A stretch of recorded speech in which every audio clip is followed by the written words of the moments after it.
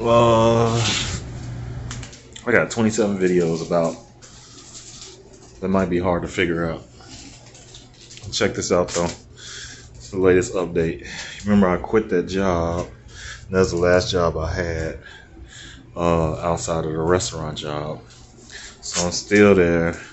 The restaurant. This is like a bunch of issues in that restaurant. I'm not gonna really talk about it too much.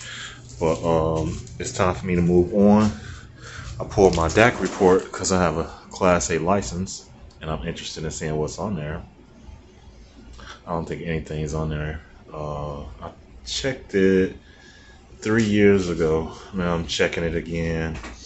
There was a safety violation on there. I think that's all it said. I took the truck. I was supposed to drop it off, I think, in Illinois. But I drove the truck from Illinois to Arkansas because I wanted to stay in Memphis. So I did that, and I wasn't supposed to do that, and they fired me. So whatever. I don't like driving a truck over the road. Let me tell you why they don't have a lot of truck drivers, why they all short truck drivers. Over the road, you risking your life. That truck could turn over. They send you down crazy streets that's so narrow a car might have a hard time navigating, and you're in a big old truck and stuff, and you got to do sharp turns and stuff like that. It's accidents just waiting to happen, and you're brand new. The insurance companies don't want to insure you, so they're gonna charge extra and stuff, and you're not being paid as much as the other drivers who are out there who have years of experience. Okay, when I was driving a truck, it totaled $8,000 for 6 months.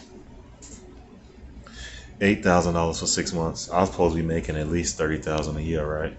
That's why y'all don't have truck drivers.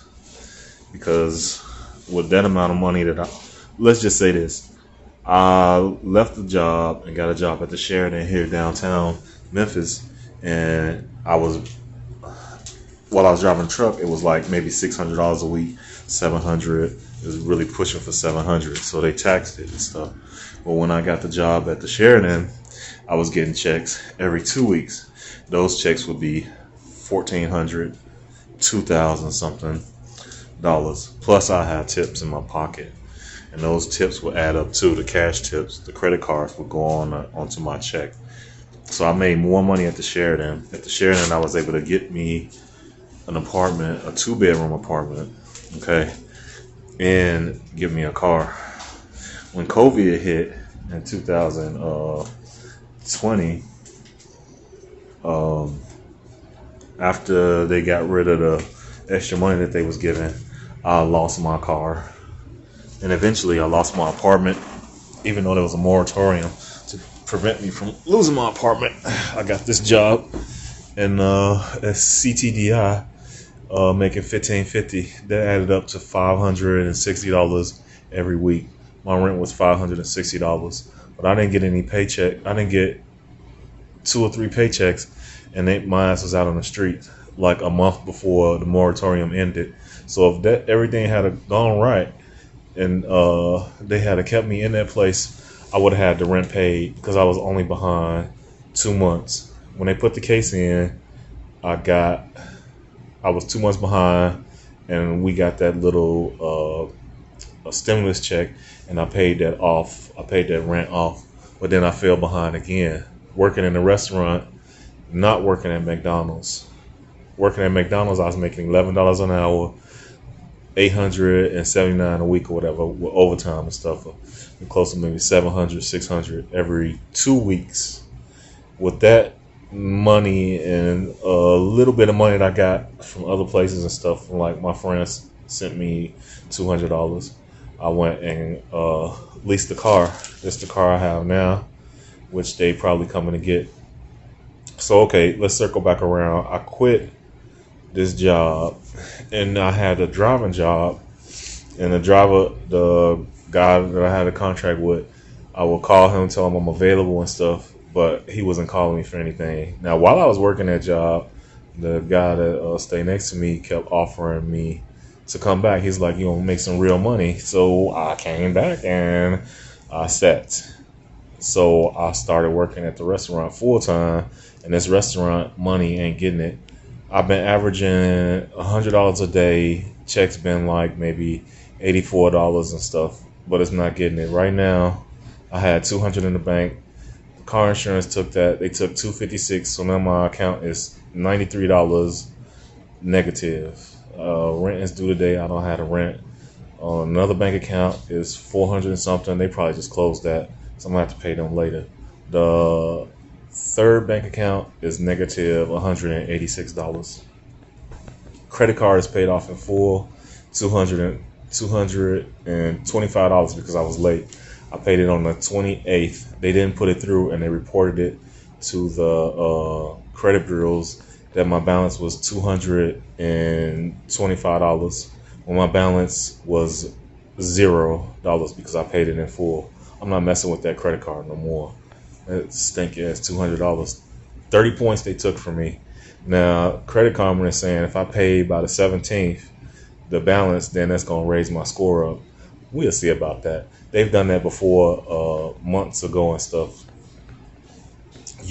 From me watching the credit and stuff, I know that they report to the credit bureau maybe around the 31st or the 1st or whatever. So a credit card company, they being assholes.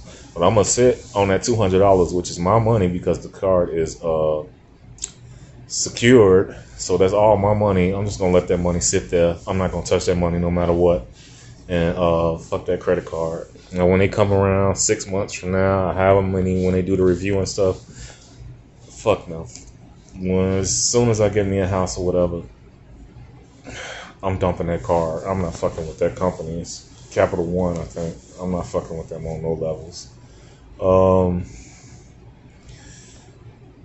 Called the temp agency, the job that I walked out on, and asked them if I could pick up another position or whatever. They had me to come do a drug test today, but then wasn't nobody there, so I'm gonna do it tomorrow morning. I ran out of gas going up there.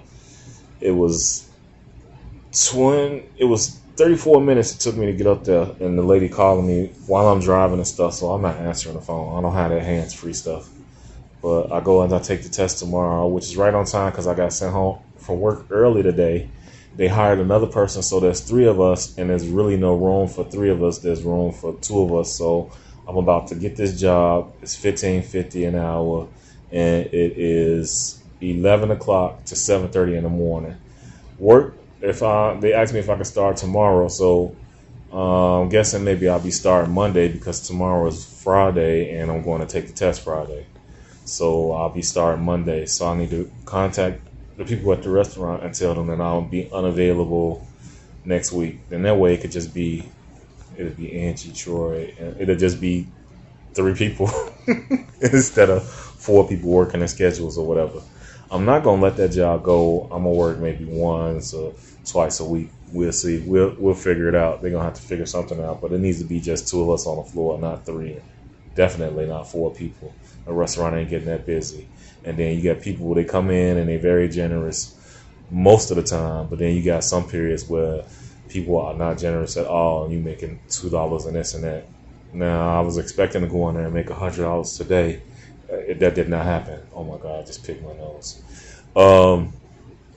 Hopefully I can go in tomorrow and make that, but maybe not. It's the slow season. Maybe Saturday I can go in there and make that, or maybe I can make half tomorrow and half Saturday, and then I have Sunday. People threatening to come get the car again.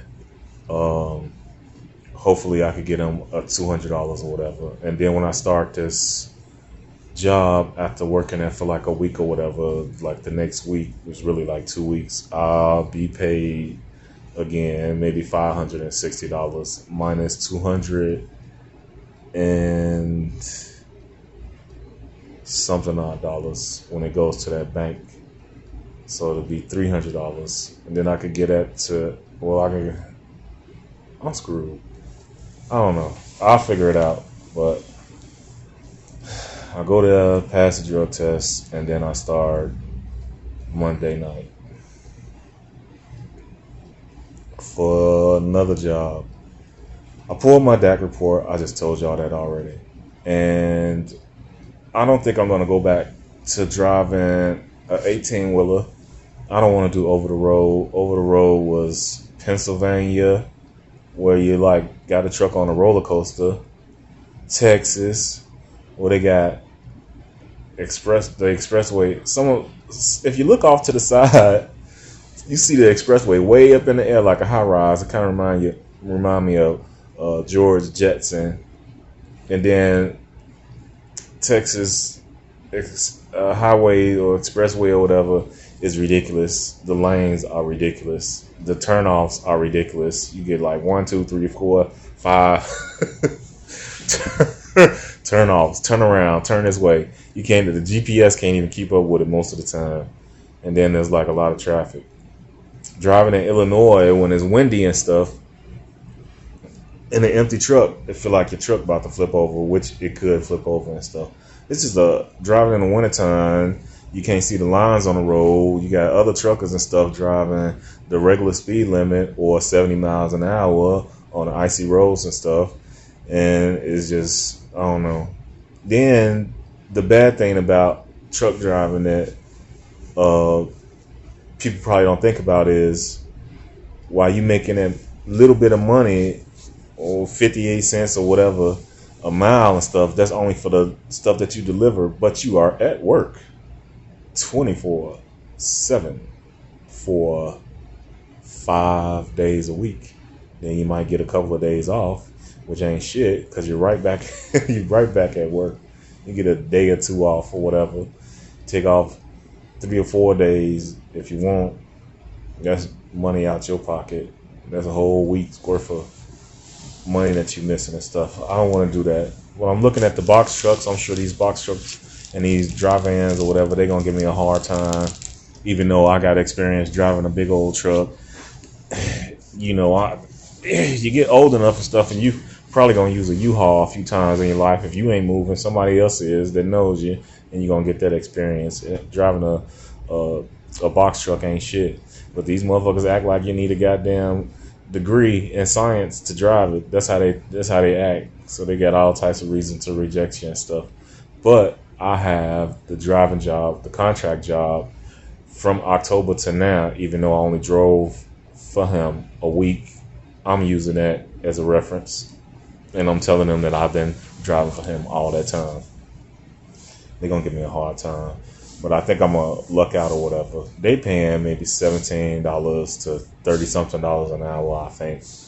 So I'm going to try that. That's my next move. That's coming in February. We'll see what's going to happen with this warehouse job that I took again, even though I don't want any more warehouse jobs. So we're going to see what's going to happen with that.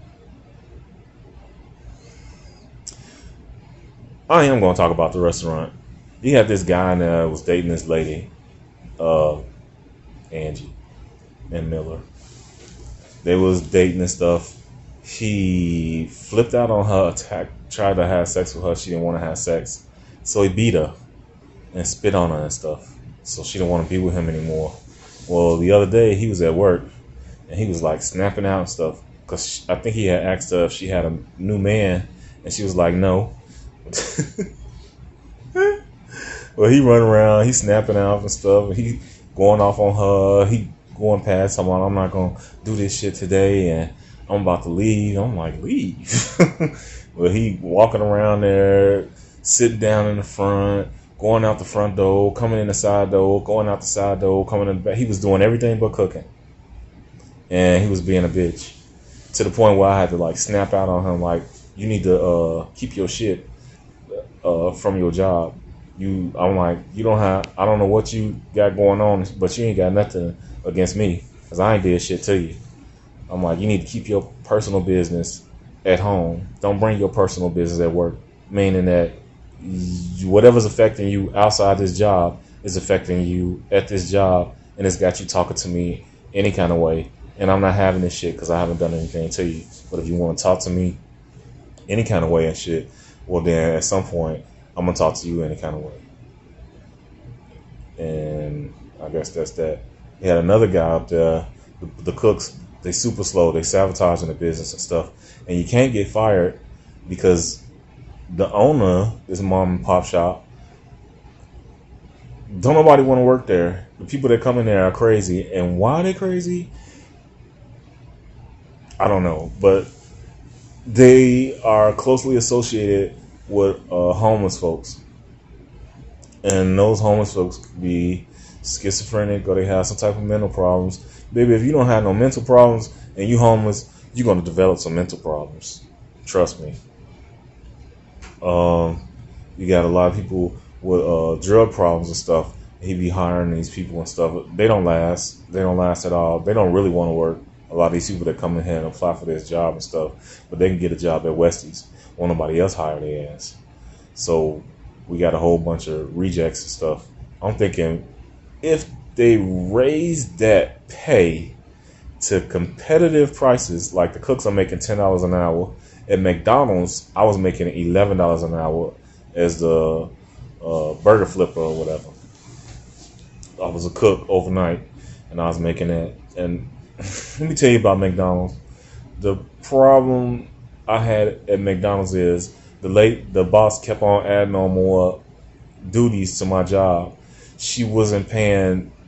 She was advertising that she was paying $11 to $13 an hour, but the staff that she had there already wasn't making that. They was making like $10 or less, or $9, and these are people that are managers and stuff. So they treated me like shit. I had to get the fuck up out of there. This job is paying these cooks $10 an hour when they should be paying them cooks. I think the median is $13 an hour in Memphis. So they should be paying at least $13 an hour for these cooks and stuff. But the boss ain't gonna do that shit. He gonna get these bum ass cooks, and he not gonna get no new cooks because somebody, if you get a job as a cook and stuff, and you get a job why wouldn't you try to get the most money that you could possibly get?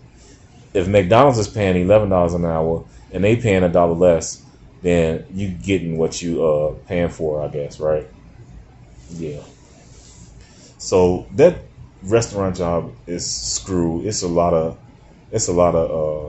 mess up there, and them cooks, I feel like they sabotaging and stuff, the company or whatever, and he don't give a fuck. Them cooks be borrowing money from him on a daily, damn near. They probably don't get no type of checks because they borrowing money throughout the week and stuff. I was thinking about leaving Memphis because Memphis ain't been right to me. That's the way I feel. I like Memphis. I'm learning about Memphis and stuff, but I can go somewhere else. I don't want to go to California, but I see that they hiring and they give us $10,000 sign-on bonuses for their drivers for box trucks, $6,000. It's a lot of money, but at the same time, you probably ain't gonna see all that money at once. That sign-on bonus is gonna come out paid throughout the year, or whatever. So, what else? I don't want to live in California. It's expensive as hell. $10,000 ain't shit there, I'm sure. You know, maybe I could live just outside of it. Maybe I could live in Oregon or something. I don't know. I don't know. I know that this job's not going to do it for me anymore because it's the slow season and it's time to move on. And I'm sick of all the bullshit that's going on up there. And you got the good section on lock. She don't want to give it up. You got another employee there fighting for that section, trying to get one of her days because she works 6 days a week. And she talking about she tired. She just so tired and stuff. I'm like, well, maybe it'll help you out if you gave up one of your days. Or you could switch that heavy section every now and again and relax a little bit. I'm also thinking, how the fuck you tired? You working one job. I've been working 2 jobs. I ain't had a day off. And now I'm here working here full time and stuff. Fuck out of here. You tired? I'm tired. Whatever.